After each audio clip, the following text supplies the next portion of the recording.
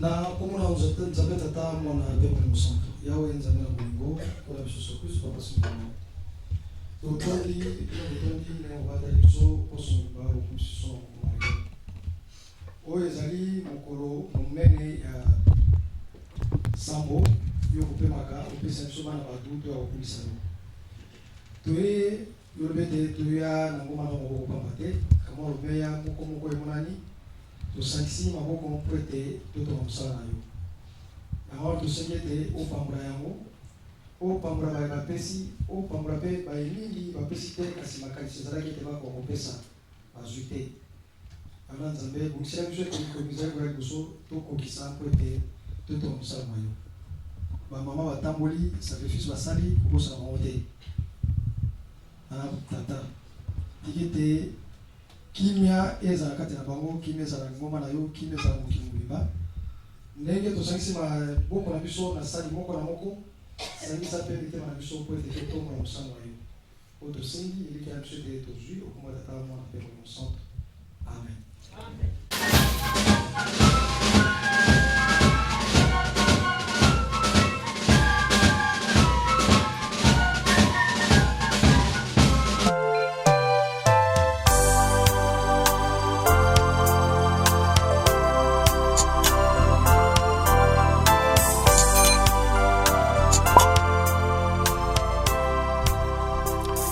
Totangaki mokanda yambo ezaki psaume 78 verset 1 à 8.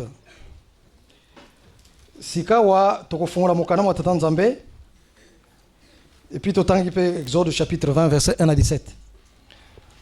Siko tokotanga mikanda mine mais tokozala vraiment bref na explication na biso. Yambo tokotanga mokanda Esaïe chapitre 8 verset 18. Esaïe chapitre 8, verset 18. Nasima Torotanga, Luc 17, verset 20. Galates chapitre 3, verset 26 à 28. Actes chapitre 2, verset 17 à 18. Tobanina Esaïe chapitre 8, verset 18. Torotanga na komba tata mwana pe Molimo Santo. Voici, moi et les enfants que l'Éternel m'a donnés, nous sommes des signes et des présages en Israël, de la part de l'Éternel des armées qui habite sur la montagne de Sion.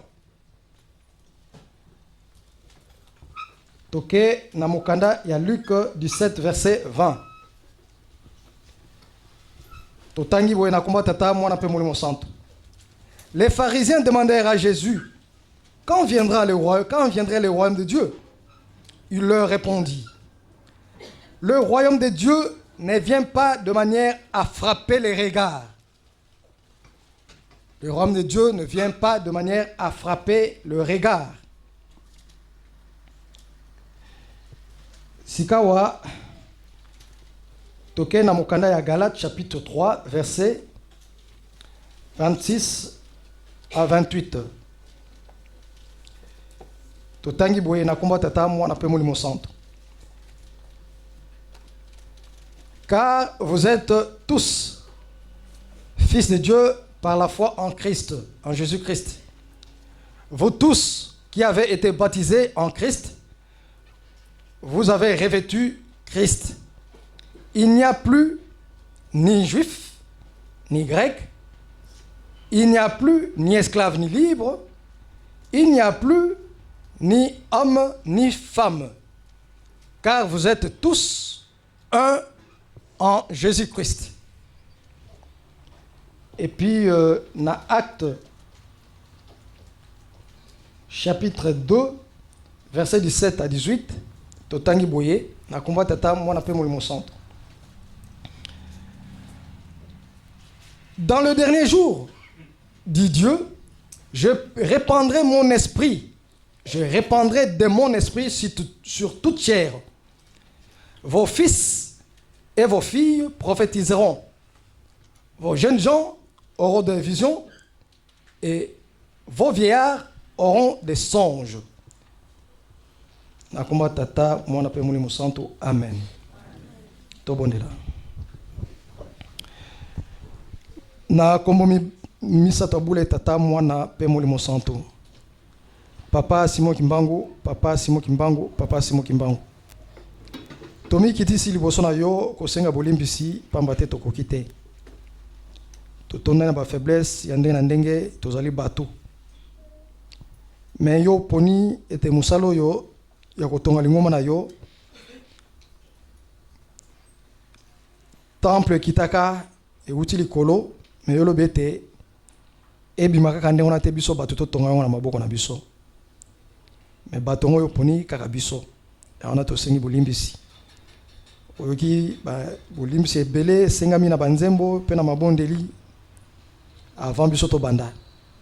Ya ona tosengi pa na yo yokela biso mawa mpo ete ote ya biso na limemia na yo obongisela biso na bolingo na yo mpo ete tozwa oyo ekoki mpona kotonga kondima na biso. Kimia na ono tosengi papa ebandeli pe suka ya programme oyo. Prédication nyonso totika na maboko na yo yo loba kati na biso kotika te biso moko tomi lobela. Inspiré biso mpo ete oyo ekoute pai na yo yango eza capable tonga kondima na biso. Longola nyonso ya muyini oyo ekoki kotia entrave distraction soki eloko nini yo ozala na biso ebandi pe suka na programme eye oyo tosengi na yo papa toyebi ete yo koyeba kobongisela biso na mawa na yo kaka mpe bolingo na yo okomba tata mwana mpe molimo santo amen.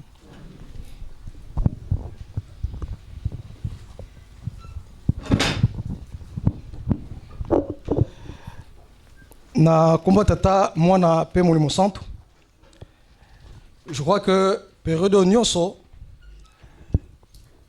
toza biso nyonso toza na fièvre ya 60e anniversaire ya mama Mwilu. Ba msuba tuni papa sisu boye ake lisusu koleka wana azali papa to mama.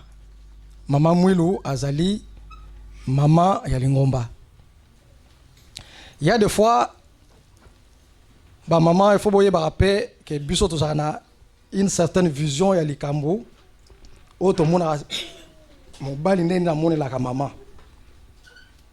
C'est pourquoi parfois même na encadrement c'est parfois utile que vous rappelez regard ya batata par rapport na bino. Mokanda liboso totanga ki ezali psaume 78 kuna balobi nini na psaume 78 balobi ete oyo biso toyebisaka yango na bana na biso po ete bana na biso bayebisa yango mpe na bana na bango bana ona bayebisa mpe na bana ya bana comme ça bayeba esika nini oyo tosalaki malamu esika nini biso tokweyaki po ete bango bayeba kososola ete esika batata bakweyaka biso tokwea lisusu wana te. Ezali nzembo oyo eyemba maka na tango wana pe eza utile pona biso mutu po ayeba ko transmettre oyo aza nango apesa yango na mutu mususu, c'est-à-dire il faut zala na maîtrise na yango. So za na maîtrise ya likambo te okoyeba ko transmettre likambo wana te. Donc eloko ba transmetaka eza eloko za na maîtrise nango. Et puis soki société moko ya batu ezali oyo ba transmetaka connaissance na bango na ba bana na bango te po bana ba transmettre ngo na bana na bango te société on ekufaka, c'est-à-dire culture wana ekufaka. Donc dans toute société il faut que ça la transmission ya culture, que ça la transmission ya mémoire collective ezanini ndenge toza bakimbangiste ezana façon moko boye batu bayebi bakimbangiste bazalaka ezana makambo moko otoyebi te soki balobi kimbangiste ba papa baloba boye. Donc toute connaissance générale otoyebi ba papa baloba boye, c'est ça la mémoire collective kimbangiste. Alors pour toyeba ko transmettre yango na bana na biso il faut biso batu toza ba mikolo bato yebi bato zalaki ba témoin liboso tozala na maîtrise nango po toyeba ko transmettre yango. Soki maîtrise salite place bato bayaka na bokabwani tozwa likambo toza nango lelo na kati na Lingomba. qu'il n'y a pas eu de maîtrise. Mutu mususu azoko interpréter yango boye, mutu mususu azuli yango boye. Et mususu pe azuli yango boye na ndenge ya motema ya mabe. Po ete likambo yo ekufa. Alors yo moto yebiete sembo ezali boye, il faut uzala na courage ya ko transmettre sembo.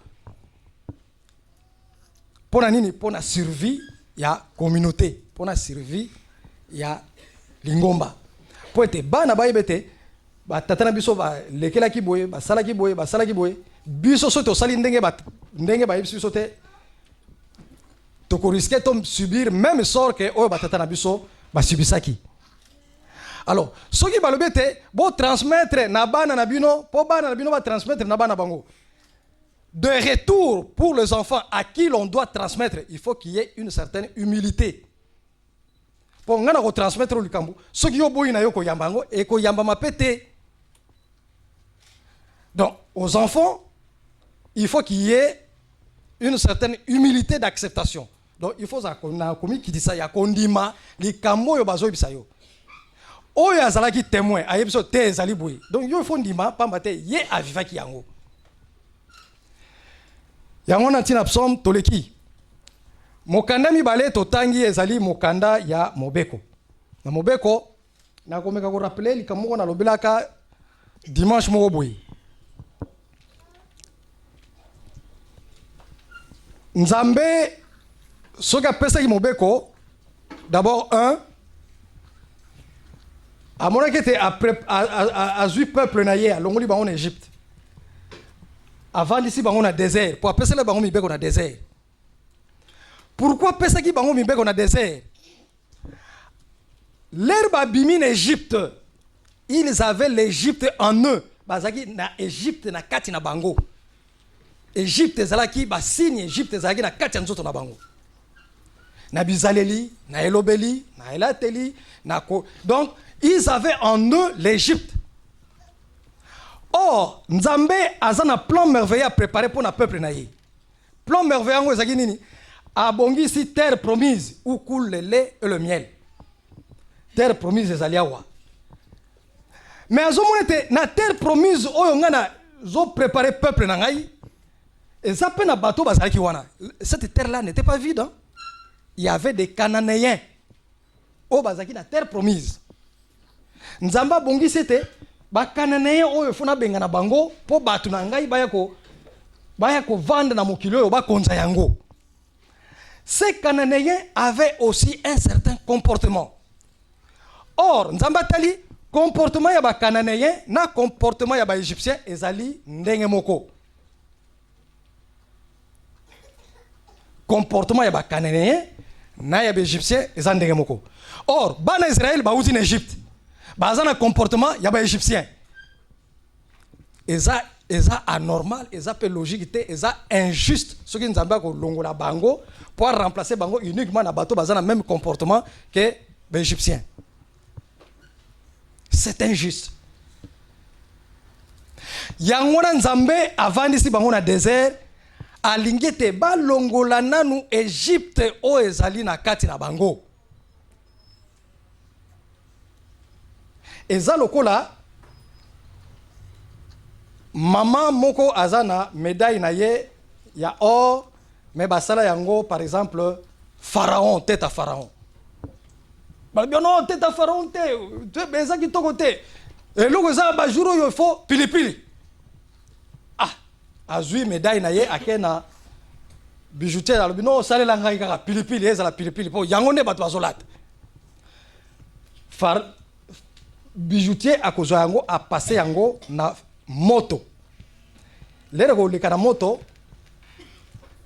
du fait que mutu alata kango ezalaki na nzoto na ye ezwaki nzoto na ye ezaki na mutoki na ye tout ça impureté moko ko bima likolo wana. Bijoutier a kolongola impureté wana après amoni or ya clair et ko bima liboso. Attends maintenant la matrice ça na forme pilipili pour après à polir en et comme si pilipili.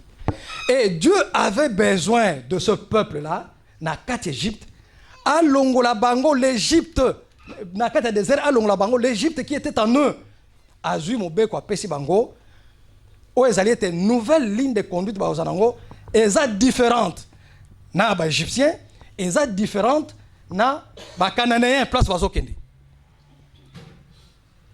Donc la loi ce qui va pesi mobeko, c'est-à-dire que Dieu prépare un peuple pour quelque chose de bien. Dieu prépare un peuple pour la responsabilité. Pour la responsabilité. C'est pourquoi Nzambe a l'ongolaki bango en Égypte. Une grande responsabilité. Il faut pas passer dans le four d'épreuve où il y a na kati ya désert. Na kati ya désert, ils ont appris la patience. Imaginez que distance, il y a moins de 100 km, ça là en 40 ans. Ils ont appris la patience. Na kati ya désert, va apprendre fidélité à Dieu. Na kati ya désert, va apprendre persévérance. Na kati ya désert, va apprendre makambo ebele o eza utile pour na kondima na bango o e permettre que te ba kota na mokili bilaka. Donc mobeko epesa meli biso pour na nini? Mobeko epesa meli biso parce que Nzambe a besoin apesa biso de grandes responsabilités. Et biso nyonso tozela to yebi promesse wana. Papa lobete tokotambusa mokili oyo. Ezana banzembo. Bokotambusa mokili nyonso ya se na kombo na ngai kimbango. Donc, tango déjà Nzamba zobete azo pesa biso responsabilité. Or, monde ngo tozo tambola ezana façon na bango, ezana façon yango ezaleli. D'où azui mobeko apesi biso, azui ba principe na ye apesi biso pour être tozala différent na bato wana. Et bakama biso parce que na kati na Bible même balobi na Deutéronome que soki botosi mobeko bolandi oyo ba prescription ngana so pesa bino vous serez un peuple au-dessus ya ba peuple nyos na gloire na honneur même na bozui ayebisaki na bana Israël ndengwana et toye komona pe na bana Israël et salamaki ndengwana lelo na kati ya monde même soko yoki no muto na za riche makazi za américain soko landi souche na ye aza juif. Oh awa na ba France na ba wapi soko landi souche na ye oyo kake aza muyuda. Nkolo yeso alobete le royaume de Dieu elongwe pa na bino e ko pesa na libota oyo ko bimisa na ngomoma. Et papa Simon Kimbangu aye ko yebisa biso libota yango ezali ngai na yo. Pour être to bimisa la ngomoma. C'est-à-dire nous avons des responsabilités aux autres, c'est la biso liboso. Nous avons des grandes responsabilités aux autres, c'est la biso. Yangwana mobeko pesa meli biso. Alors, mukanda oh penza thème na biso ya jour au totangi tozo parler sur Maman Mwilu. Solo Maman Mwilu bato ebele bakotanga ye bakolobaka depuis to bandi ba cérémonie ba fête ba nini Maman Mwilu asalaki boye abandaki kolinga oyo te abandaki bataille ba pesi même taille ya Maman Mwilu couleur na ye azaki pembe to mwindu ba pesi abanda kolinga kolia mingi nini maquillage nini abanda kolinga. On a connu toutes ces histoires. Na mokando totangi ya Esaïe chapitre 8 verset 18 balobi boyi. Nzambe ayebisi Esaïe ke yo Esaïe yo na bana na yo na libota na yo mobimba ye Esaïe mwasi na ye na bana alobete vous êtes un signe et présage pour Israël. Présage signe ezali nini? Signe ezali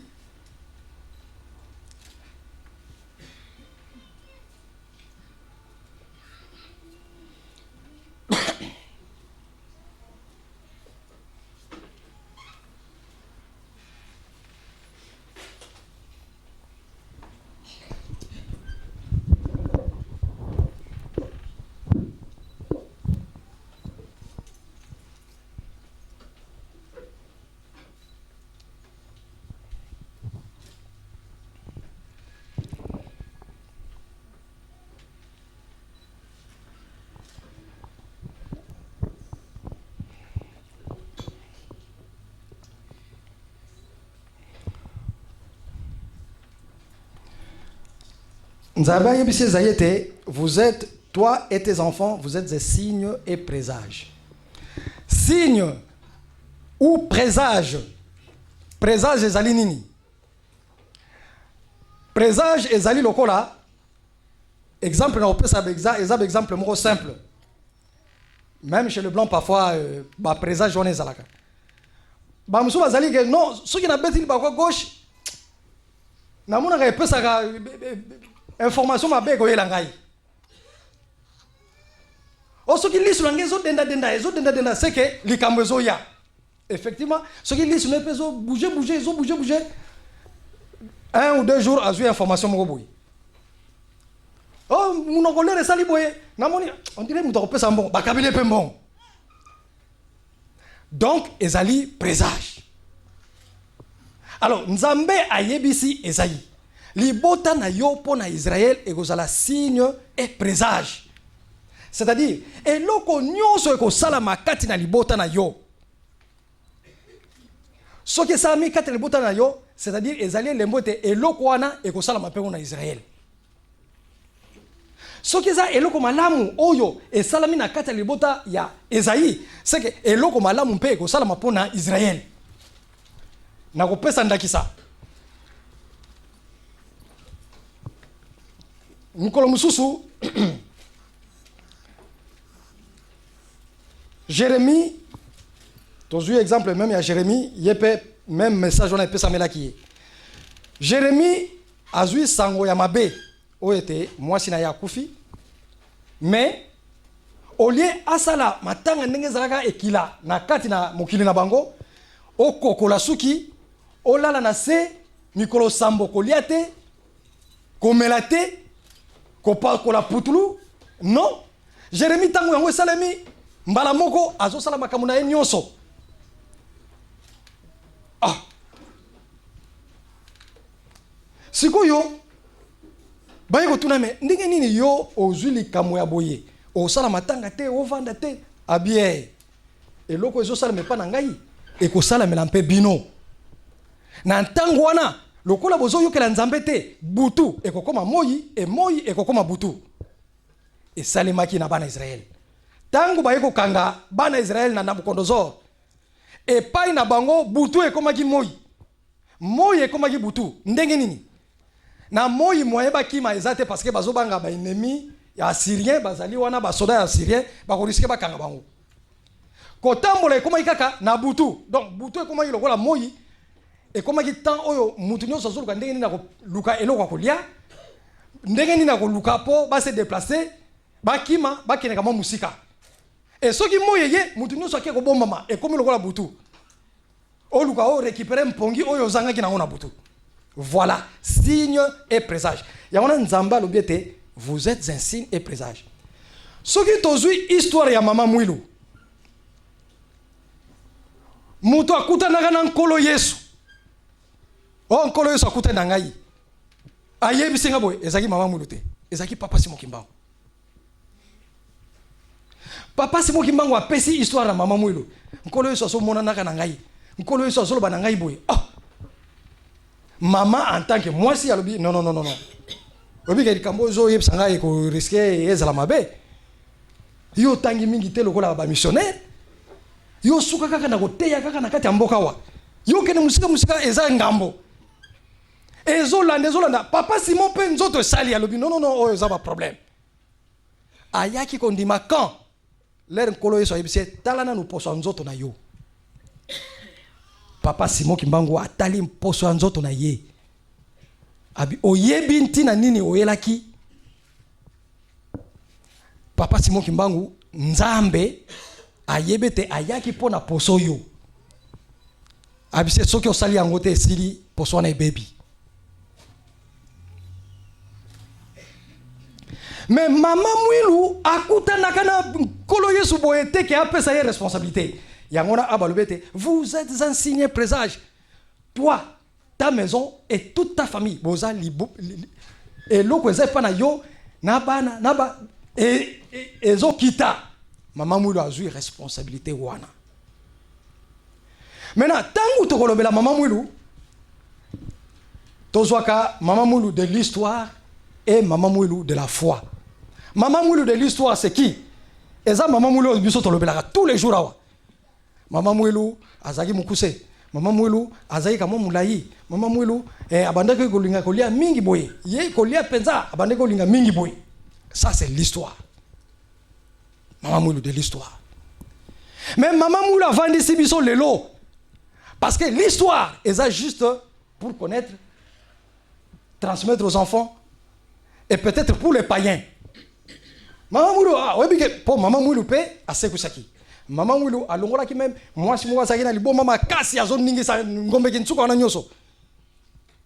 L'air, maman, koutana Maman Mouilou, à pas melika, mouli, maman, moi, si on a, à zone normale. Maman Mouilou, ça, là, miracle.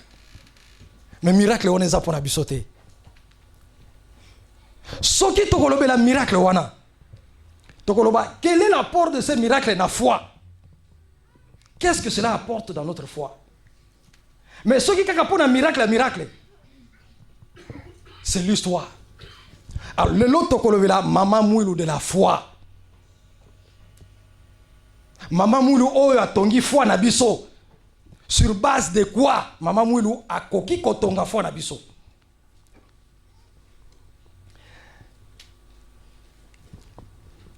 Et ça, Maman Mouilou a sali, mais ngai na retenir ka liloba moko. Maman Mouilou, mukolo mususu alobiete, baloba kete basia bantoma, bakota likolo te. Wana libondeli na ye. Baloba kete, basia bantoma, bakota likolo te. Yangona na sengi na yo. Simoni. Obongi sete ngai na kota.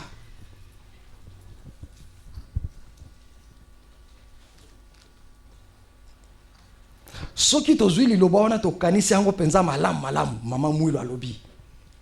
C'est-à-dire na liloba wana Maman Mouilou et puis liloba wana na Bible ezate. Ce n'est pas biblique cette parole. Ce n'est pas biblique. Nana loba ke moi sa kokota likolote. Moi sa ntoma kokota likolote. Ce n'est pas biblique. Ce n'est même pas Dieu qui a dit que banda lelo pour la Bible ezate. Papa si mon pété mouta yebise que ah oui bien basi antoma bakota likolote pour ya zanzambe. Non. Ezali oyo ya bandai ko yo ka biso batu to lobaka. Des principes culturels, des principes humains. Oyo batu ba interprétaka.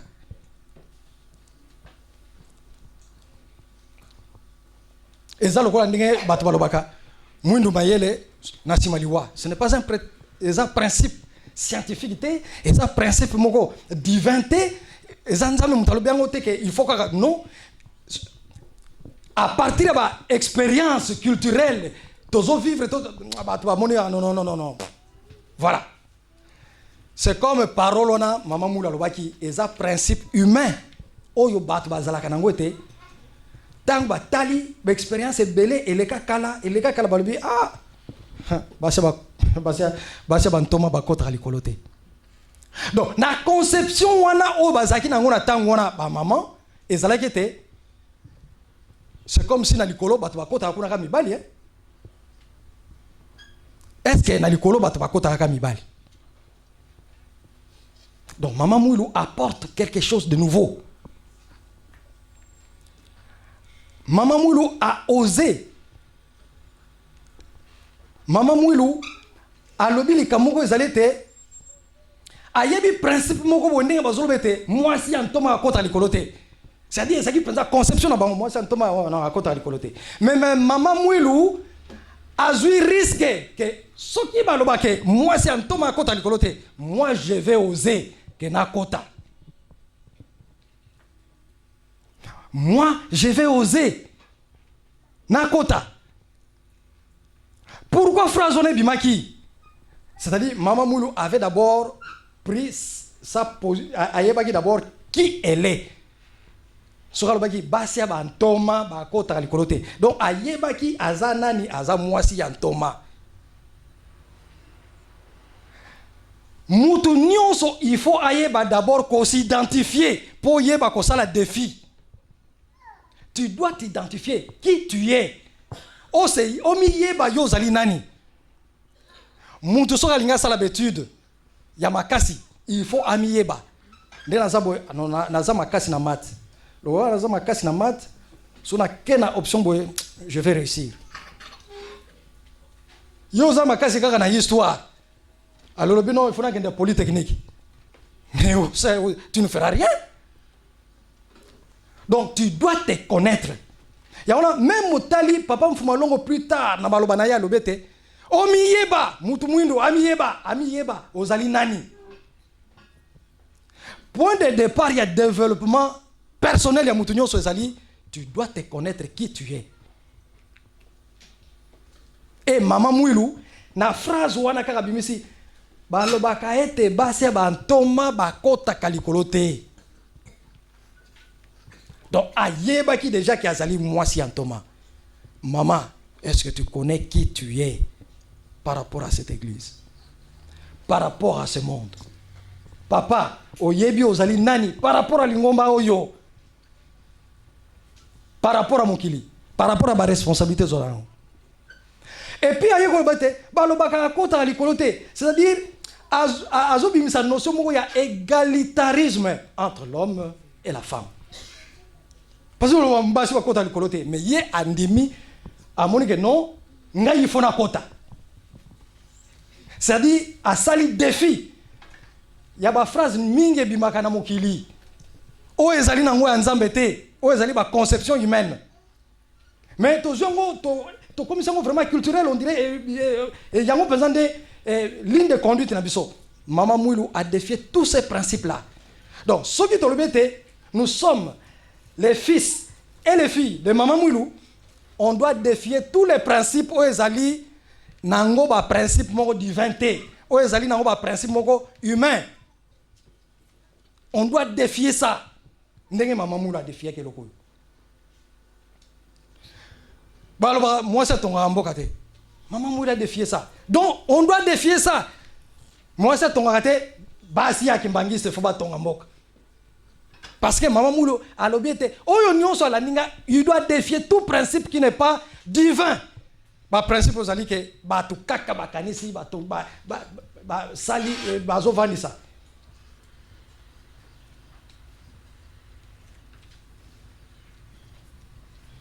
Na banzembo mingi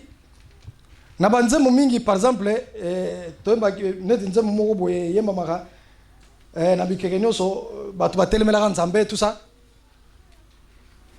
Je crois, mon nom qui est si je ne me trompe pas. Bato batele mela kanzambe mena ekeke oyo nazui quand même bato yo bana bandwenga oyo bazali je crois c'est je chante ça malheureusement baza prêté. Na bikeke nyonso mabota nyonso telemela kinga nzambe na turo yo na moni ete bana na ngai batelemi po bazipa ngai bilamba. Donc et ça c'est un principe à partir des expériences nous avons monté.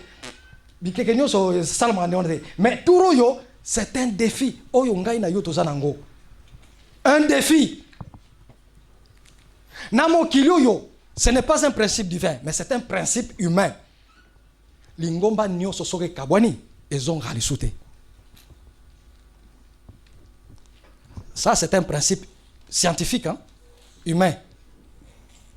Lingomba nyonso soke kabwani ezonga alisute. Maintenant ngai na yo tozalia wa tolobete tozo défendre l'unité de l'église. Ça doit être notre défi. Ndenge Maman Mwilu défi, ça doit être notre défi. Ce qui te commission au défi, moko na moko commission au défi. Chaque jour tu vas te poser des questions. Comment on doit faire pour que cette église revienne à l'unité? Non seulement il y a là, vraiment, ils ont une unité, ils ont une unité. Ils ont sa responsabilité moninga. Papa si nous tazo sala ils ont une unité. Ngape na zoba non, ils ont papa ni la tazo sala ils ont une unité. Voilà kuna zole. Non. Qu'est-ce que moi j'ai fait pour que l'unité, donc chaque jour ça doit être notre pensée. Alors, ce qui est la préoccupation quotidienne, il y a mutu na mutu. Donc, on va voir ces moyens. En toi, il faut tout ça la babeko. Non. Babeko est coquité. faut ma bonne vraiment il faut même bana papa participer pour bango ceux qui bisous tous ma mais bango koko na bango yoka. Voilà, par exemple. Donc à ce moment ça sera notre préoccupation parce que les cambo on a ici nalobi c'est un défi. Namokili ba na histoire l'église nous subit ça schisme ils ont raté mais l'église imbangi se doit rentrer parce que papa Simon qui m'a dit lingoma moko bokonzi moko. Maintenant il nous donne ce devoir parce que bisonde banabandwenga. Ça doit être notre défi. Ndenge maman moulu a commis ça qui parole au défi na ye. Ça dit leur maman moulu lobi baloba kabasi bantoma bakota likolote a créé problématique. Basia likolo basia bantoma bakota likolote. Pour na ye commis problématique. Et comment je dois faire pour gagner na kota yango? A commis ça qui a préoccupation na ye. A commis ça qui a préoccupation na ye. Et c'est pourquoi même Bazo Betaye dans sa tête rien à faire. Moi je maintiens ma position pourvu que na kota nanu likolo et pourvu que likamboyo Simonia sepela. Lingoma na yetelema. Et quand maman nous parlait de ça, les raisons de la responsabilité aux Zanango. Elle voyait déjà de loin une église. Na musika. Ti bazo betaye mais azomona église moko boya kitoko zo brionner. Ils ont brillé na musika. Elle voit ça. Elle voit cette église qui brillait. Et même le 12 avril, les raisons peuvent sa carte. Mais elle voit cette église-là de loin. Une église resplendissante. Et imaginez que Lingomba Oyo Mama Mouilou a monaki de loin. Oyo Ye a pèsé la qui ba carte. Les Rebimi, Mundele Aya Taliangolobi, c'est une église indépendante africaine, mais dont la spiritualité confine à l'église primitive.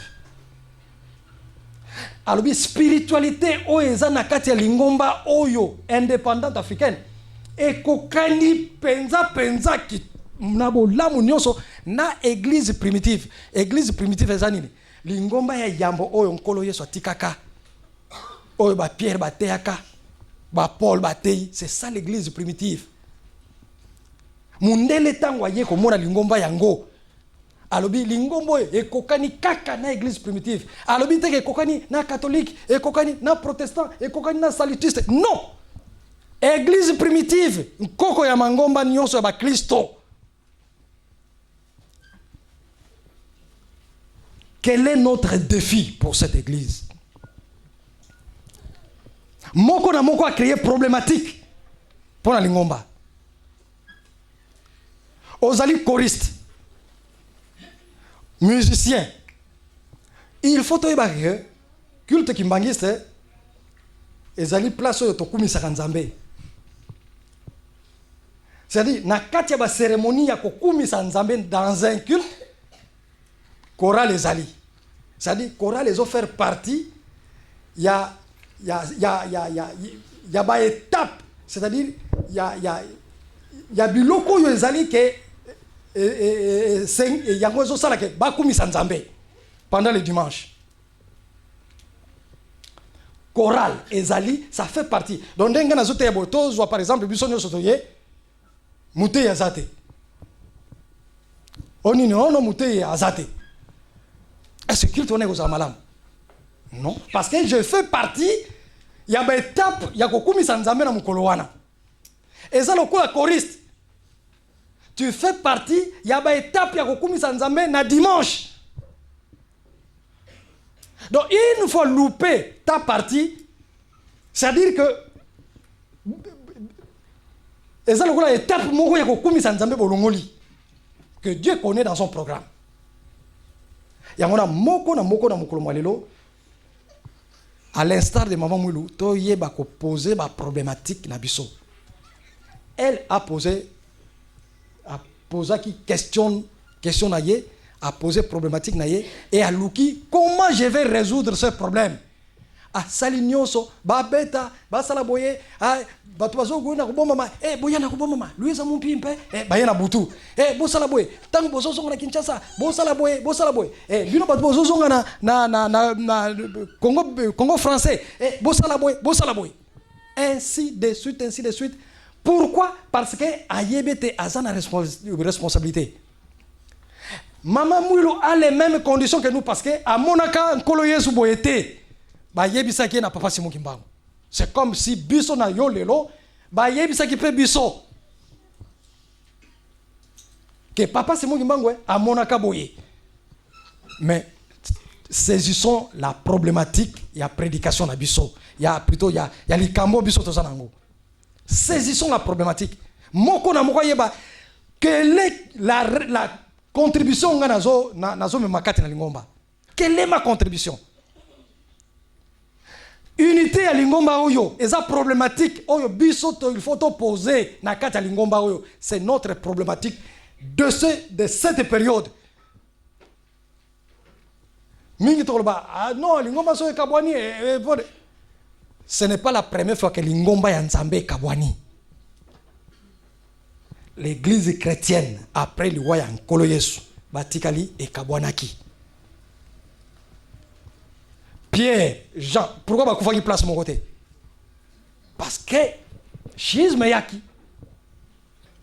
Mais schisme oyo Nzambe a pesi biso défi. Unité, il faut to kena unité. Et nzembo yo ba jesheki ba koyembaka. Que na makeke nyonso leka bikeke nyonso leka ba finga ngai ba longola mais na ekeke naza na chance pour nazui bana ya ndwenga ba ye ko latisa ngai bilamba et bato ango ba latisa bilamba biso na yo to vandia wa. Donc c'est notre défi. C'est notre défi na génération oyo ya ko sala ke lingomba oyo même ndenge nini ezonga uni. Et nous devons y penser à tout moment. Et ça la souci na biso. Alors, na eloko yo Maman Moulou alobaki poto silisa ezali nini? Maman Moulou avait inauguré une nouvelle ère. A inauguré tant ya sika. Tango ya sika ezanini. Maman Moulou était une femme. On suppose qu'une femme est un être humain mais qui est faible par rapport à l'homme dans le sens nini. Féminité, à moi c'est ça féminité, homme à ça homme. Mais na conception oyo batu na tango na bazaki nango la femme azaki être moins faible et Maman Moulou représentait toutes ces faibles là aux alité l'air alobete ba kota likolote donc ba ko sala likambo oyo ko merveille mokilité mais Maman Moulou alobien tous les faibles sont capables de devenir forts. Tous les faibles sont capables de devenir forts. Tous les faibles sont capables de construire le loko et kozala consister ko kamisa mokili. Si bien que les lots sont tali na mokili. Bato yo bandimela kanzambe mingi, ce sont des faibles. Et Dieu inspire souvent les faibles. La plupart des savants sont des faibles. C'est-à-dire muto ça n'a pas problème trop. Parce que c'est quand tu as trop de problèmes, tu poses trop de problèmes, tu poses trop de questions, c'est à ce moment-là qu'on peut devenir savant. Je vous l'ai dit. Savant à Komaka, par une personne d'abord qui se pose trop de questions. Je crois que je mets ce qui, à mon pomme, à dans le jardin, pomme quoi tous les jours à l'IAC. Je rentre à mon pomme quoi. Pomme quoi, indénini. Parce que quand on place pour mes alaki, au matakuna, c'est un vide. Quand on place pour mes alaki, ko kitaboy, c'est un vide. Pourquoi est-ce qu'on a un vide ou on a kunate, mais il a préféré ayana un vide et zanase. Azui pomme wana, azongi sango place wa. Atiki. Amona, au lieu pomme mata, pomme kiti. Alors on les pomme, alors peut-être ils ont pesé mingi. Azui papier, atie wana. Au lieu papier mata, papier kiti. Azui libang, atie, tiens au mona que non. Eza na force moko eza na se ezo pesanteur o ezo benda eloko nyoso vers la terre abandi ko étudier yango abandi ko luka vitesse abandi ko sala boye ba bengi nani savant. Nous devons toujours nous poser des questions. Papa nous sommes là en gestation. C'est-à-dire, ils ont le nakati na liki. Soso même et comme pemena ko pasuka maman na ya tia tata. Mais yemo ko pe kuna nakati fasa la boye. Poi posone lungwe abimi. Nous sommes des savants en devenir. Donc nous devons tout faire pour éclore. Pour te passer la liaki. Mokile yeba biso, mokile yeba papa simogimba, mokile yeba grandeur ya papa simogimba, mama mwilu, pe libotane mu marakumba tata mona pe mu santo. Amen.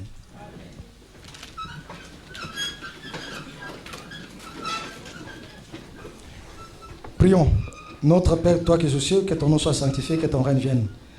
Que ta volonté soit faite sur la terre comme au ciel. Donne-nous aujourd'hui notre pain de ce jour. Pardonne-nous nos offenses comme nous pardonnons à ceux qui nous ont offensés. Ne nous induis pas à la tentation, mais délivre-nous du mal, car c'est à toi qu'appartiennent dans tous les siècles le règne, la puissance et la gloire au nom du Père, du Fils et du Saint-Esprit. Amen. Nzembo ya bato bonso.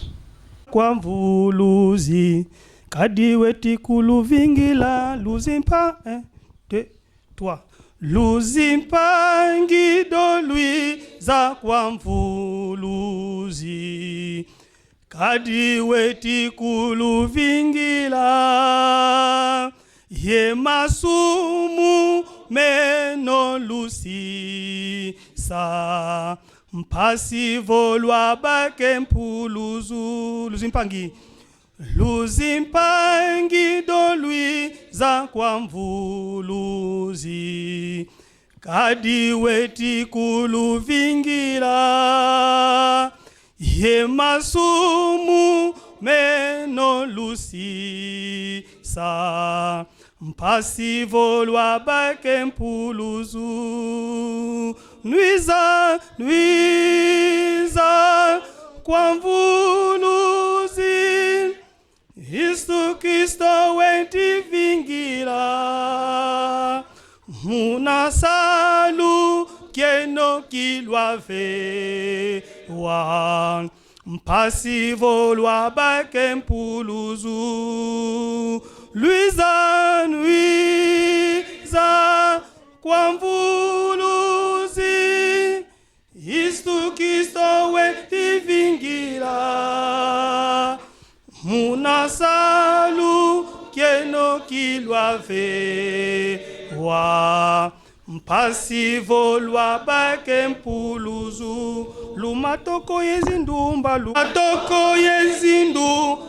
lukubama munasadilanga mvuluzi kadintangwa mfundusu ilwe ki kavena mosi unasiswako